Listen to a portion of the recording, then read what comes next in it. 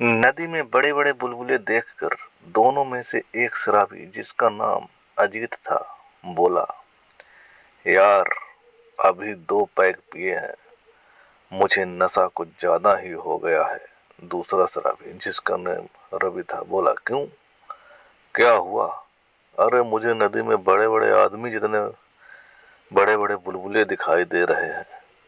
रवि ने नदी की तरफ देखा, वो तो मुझे भी दिखाई दे रहे हैं। क्या इतनी नशीली शराब है ये, जो हम दोनों को भ्रम हो रहा है? लेकिन तभी उन्होंने देखा बुलबुले में 2 काले काले साए निकले, जिनकी आंखें लाल थीं। दोनों ने जैसे ही उन दोनों को देखा, उनका सारा नशा उतर गया और दोनों ने कहा, भागो यहां से, यहाँ पर भूत है। दोनों वहां से भागने लगे। वे दोनों कुछ ही दूर भाग पाए थे कि दोनों काले साए उनके आगे आकर खड़े हो गए। दोनों ने उनको इतने करीब से देखा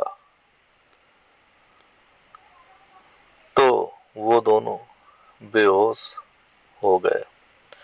कुछ देर बाद उनकी आंख खुली तो वे दोनों नदी की तलहटी में एक और कोने में पड़े थे।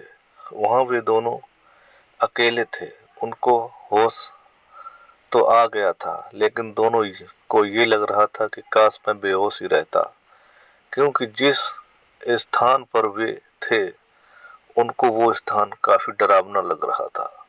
वहां पर बहुत सारे कंकाल पड़े थे और सड़ी लाश जैसी बदबू आ रही थी। अभी वो लोग आसपास का नजारा देख ही रहे थे कि वहां पर अंधेरा छाने लगा और वहां एक दीवार पर ट्रायंगल का निशान बन गया, जिसमें से काला धुआं निकल रहा था। उसके बीच में एक बड़ी सी आई बन गई, जिसमें से एक बहुत ही भयानक चेहरे वाला दानव बाहर आया। उसने उन दोनों को अपने हाथ में पकड़ के एक एक करके दोनों का खून चूस लिया और दोनों को वहीं पर अपना दम तोड़ते देखकर उसने उन दोनों की लाश को भी उसी ढेर में फेंक दिया, जहां पर बहुत सारी लाश पड़ी थी, और वह वहां से उसी ट्रायंगल वाले निशान से चला गया। वो निशान भी गायब हो गया।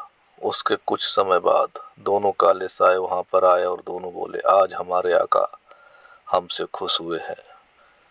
हमने उनके कहने पर 2 आदमियों का इंतजाम जो कर दिया। इधर रात के 1 बज गए थे। सौम्या अपने किराए के रूम में अपना सर दीवार पर पटक रही थी। वो ये सोच रही थी कि आखिर निधि और निशु के पास ऐसा क्या है जो उसकी शक्तियां उन दोनों पर नाकाम हो जाती हैं। इधर रात में श्री एक पुरानी अघोरी की किताब के पन्नों में लिखे अनेक मंत्रों को एक नई नोटबुक में लिखता जा रहा था। उसका यह एक रोज का काम था। उसने ये काम लगभग आधा समाप्त कर दिया था, जिसमें उसे केवल 20 दिन का समय लगा था। आज वो एक ऐसा मंत्र पढ़ रहा था जिसमें यक्षिणी को बंधक बनाया जा सकता था और उसकी पूरी क्रिया विधि भी लिखी थी। ये सब पढ़कर श्री के मन में अनेक सवाल उठ रहे थे कि यहाँ वास्तव में यक्षिणी पृथ्वी पर आई थी।